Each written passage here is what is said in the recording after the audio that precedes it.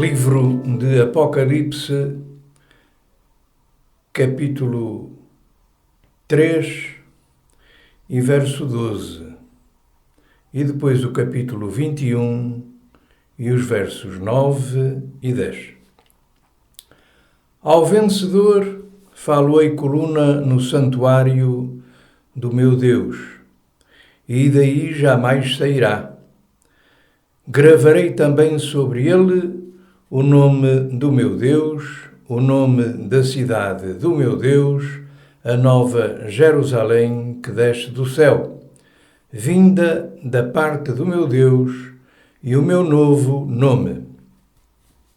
Então veio um dos 7 anjos que tem as 7 taças cheias dos últimos 7 flagelos e falou comigo dizendo: Vem, mostrar-te-ei a noiva, a esposa do Cordeiro. E me transportou em espírito até uma grande e elevada montanha, e me mostrou a grande cidade, a Santa Jerusalém, que descia do céu da parte de Deus. Antes de analisarmos, segundo a revelação do Senhor Jesus, sobre a nova Jerusalém espiritual, vamos atentar àquilo que o anjo falou ao apóstolo João quando lhe mostrou em visão espiritual a nova Jerusalém. Diz ele: Vem, mostrar-te-ei a noiva, a esposa do Cordeiro. Ora, há aqui uma divisão clara entre noiva e esposa.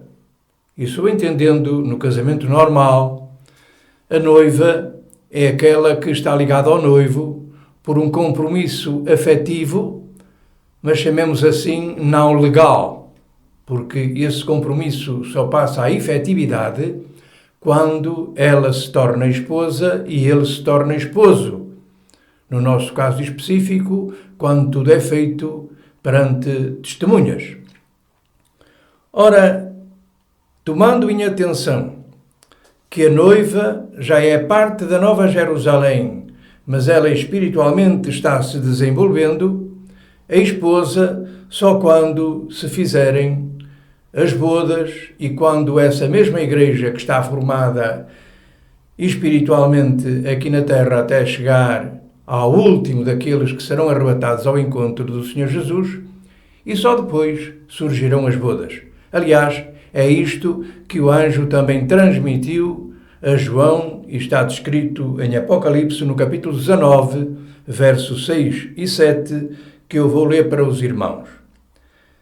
Aleluia! Pois já o Senhor Todo-Poderoso reina.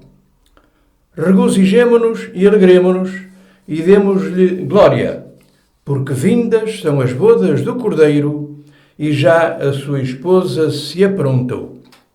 É precisamente sobre o aprontar desta esposa, que ainda é noiva, que nós vamos atentar àquilo que o Senhor tem revelado sobre a nova Jerusalém. Se nós olharmos aquilo que diz o livro do Apocalipse e verificarmos as dimensões que lá estão descritas naquele grande cubo, cujo tamanho é igual em largura, comprimento e altura, ele atinge, nas nossas medidas, cerca de 2.200 a 2.400 quilómetros. Nós cremos, eu creio, que esta nova Jerusalém, que desce do céu à terra, ela vai ser implantada aqui na terra, subentendendo uma base central, que é a velha Jerusalém, poderá, e eu digo este poderá sublinhado, ser a partir daquele lugar, mas isso não está revelado. Mas sabemos também que muita coisa, conforme diz a palavra, nós não sabemos. E a palavra diz que as coisas encobertas são para o Senhor e somente as reveladas são para nós. Ora, nós vamos ater-nos somente àquilo que nos é revelado sobre esta nova Jerusalém. Vamos então, meus irmãos, analisar agora ao pormenor esta cidade ou igreja, porque a Nova Jerusalém nada mais é do que a igreja do Senhor. Portanto, esta Nova Jerusalém, pela revelação própria do Senhor Jesus no grande Evangelho, ela é descrita de forma extraordinária, pois na casa de Lázaro, em determinada altura, o Senhor fez surgir alguns fenómenos meteorológicos, entre os quais o surgimento de uma estrela. Mas o surgimento de uma estrela nada teria de anormal, porque o céu está povoado delas. Mas o Senhor abriu a revelação e o próprio Lázaro diz ao Senhor: Senhor, eis uma estrela nova jamais vista. Qual a sua origem? Responde Jesus: silêncio, que todos vós ireis conhecê-la. Em seguida, abro por alguns momentos a visão espiritual de todos e a estrela se apresenta qual mundo cheio de luz. No seu centro está a Nova Jerusalém, munida de 12 torres, e as muralhas, no quadrado, se compõem de número de pedras preciosas, idênticas aos portais da cidade. Por todos eles entravam e saíam anjos, bem como se viam Moisés, Elias e os demais profetas. Admirados sobremaneira, os judeus começam a louvar-me por lhes ter concedido a graça desta visão. Faço-os voltarem ao estado normal e eles apenas veem a estrela luminosa que, pouco a pouco, diminuindo, se perde no espaço. Nem bem termina esta cena e quase todos me indagam o que teria sido aquilo. Digo eu: vistes a nova doutrina trazida dos céus. É ela a verdadeira e nova Jerusalém celeste, porquanto a antiga de nada mais vale. Ora, a partir do momento que surge, que se dá o chamado Pentecostes, em que aqueles 120 são cheios do Espírito Santo de Deus, de poder, de revelação e de mais coisas necessárias para o exercício da proclamação do Evangelho com poder, esta Nova Jerusalém está sendo edificada. Em certas ocasiões de forma visível, pois a Igreja primitiva viveu momentos muito bonitos, podemos chamar até de extraordinários, atraindo muita gente ao seu seio, mas nós sabemos que ao longo dos séculos ela foi logicamente desvirtuada, mas nem por isso ela continua a ser desenvolvida até ao momento exato. Portanto, repito, vistes a nova doutrina trazida dos céus. É ela a verdadeira e nova Jerusalém celeste, porquanto a antiga de nada mais vale. Agora o Senhor vai dar explicação de coisas que nós, ao lermos o livro do Apocalipse, se tomarmos essas coisas que lá estão escritas, essas revelações que lá estão escritas, à letra, nós ficamos um pouco confundidos. Mas agora o Senhor vai nos explicar muito direitinho tudo aquilo que nós devemos crer e também assimilar pelo Espírito. As 12 torres representam as 12 tribos de Israel. As 12 qualidades de pedras preciosas das muralhas apontam as 10 leis de Moisés, sendo que as primeiras fileiras em diamante e rubi são as 2 leis do amor, o amor a Deus e o amor ao próximo.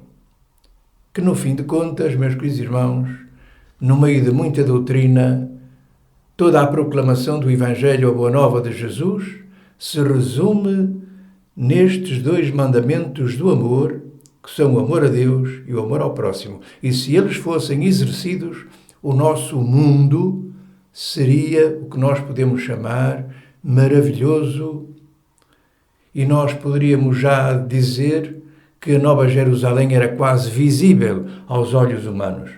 Continua o Senhor a explicar. Os anjos a passarem pelas torres significam as inúmeras verdades que serão reveladas aos homens pelo fiel cumprimento da minha doutrina.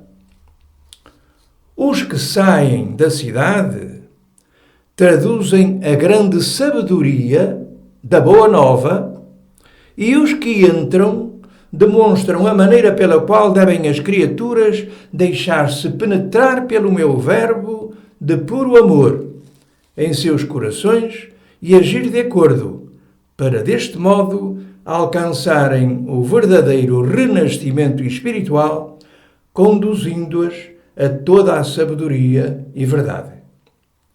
Eis a significação da visão obtida, de certo modo, um verdadeiro sol de graça para todos que ouvirem o meu verbo. Será ele a morada de todos que creem em mim, ajudando ao meu lado a cuidarem e guiarem tudo que foi criado no espaço eterno.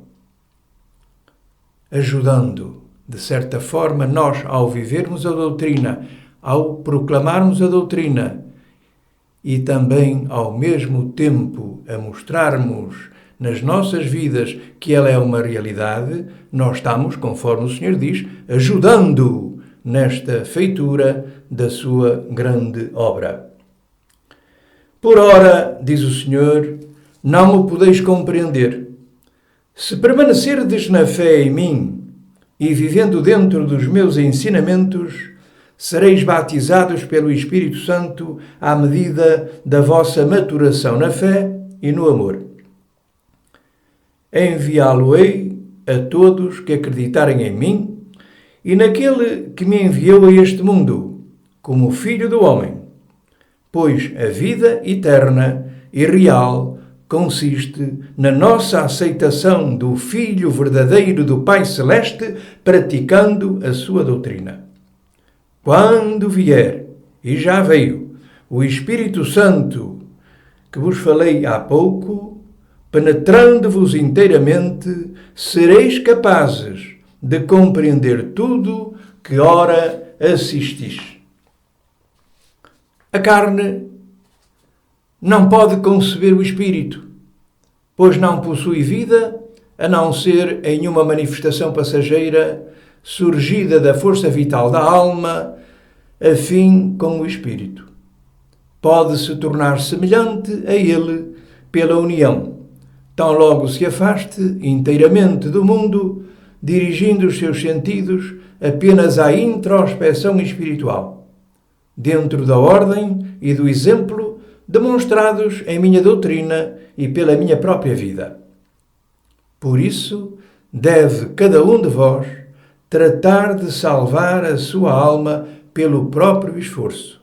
E não estamos a falar aqui, e citamos novamente, como já dissemos em outras ocasiões, na salvação pelo sacrifício de Jesus que devemos apropriar-nos pela fé, mas sim um esforço em conhecer mais e mais o Senhor e penetrar nos segredos da sua doutrina e procurar viver aquilo que Ele nos ensinou.